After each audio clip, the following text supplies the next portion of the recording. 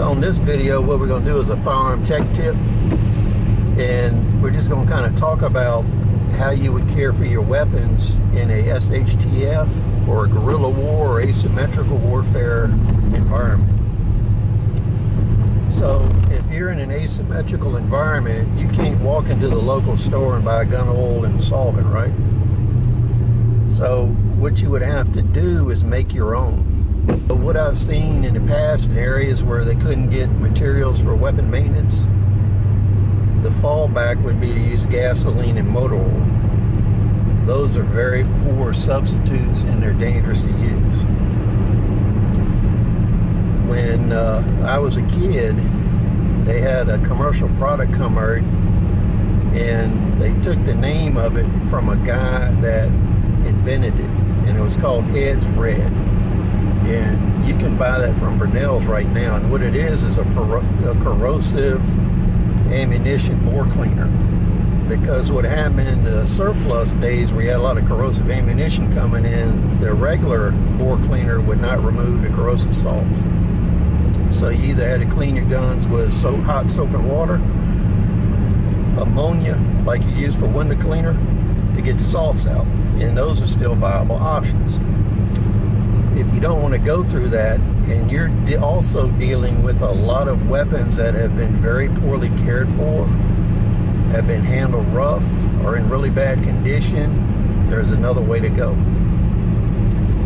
So a corrosive bore cleaner you can make is 1 part acetone, 1 part mineral spirits, 1 part odorless K1 kerosene, and 1 part automatic transmission fluid. So each component's 25% of the mix. The thing with this is you have to use gloves when you wear it because it's very corrosive, and you cannot use it on wood finishes, and you cannot use it on any plastic. It'll tear it all to pieces and eat it up. So when you're using this, you want to use it only on the bore and the fire control components and the gas system of the weapon, if you haven't stripped the weapon all the way down. Otherwise, what you want to do is strip the weapon, take the plastic and wood off of it, and then clean it.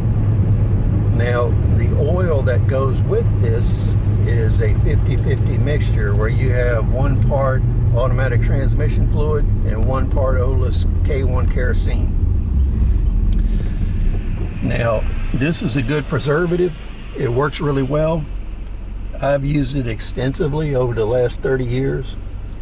And one thing you can do to improve it, if you live in a high humidity environment or tropical environment, what you can do is add anhydrous lanolin to the oil. Now, the way this was discovered is in World War II, the Japanese military in the Pacific, their weapons were not rusting, where the U.S. military oil that they were using on their weapons would rust in a high humidity environment. It wasn't a preservative long term. And when they examined the Japanese oil, they found out that anhydrous lanolin was the component that prevented that. And what that is wool grease. So it is grease taken from boiling and distilling wool. I used to buy it at the drugstore, and you want to make sure it's the anhydrous where the water's been taken out of it. Now you can buy it online, on Amazon, wherever you want to get it.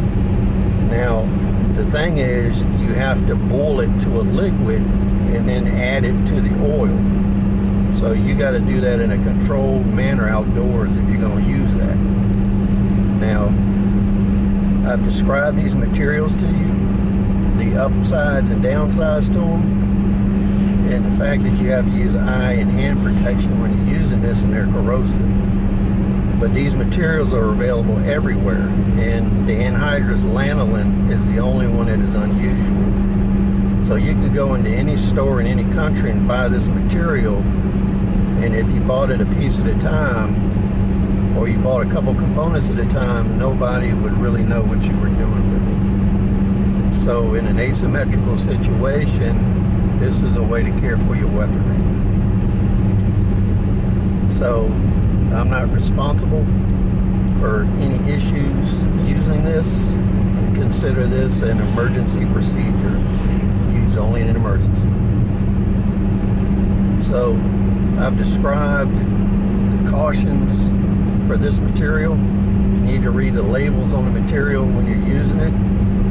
You need to go by any precautions and safety that's on the written materials on these components, and you need to use them in a wise manner. Please comment, rate, subscribe, share this video. We'll see you on the next episode.